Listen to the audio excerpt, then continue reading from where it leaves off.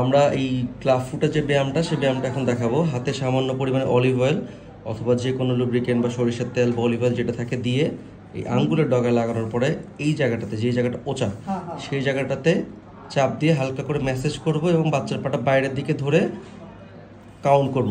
1 2 3 4 5 6 7 8 9 10, 1 থেকে 10 পর্যন্ত আমরা কাউন্ট করব, এরপর ছেড়ে দিব। বাচ্চা একটু কান্না করবে, এরপরে পরবর্তীতে বাচ্চা যখন ব্রেস্ট ফিডিং করবে বা দুধ খাবে তখন এই ব্যায়ামটা চলবে।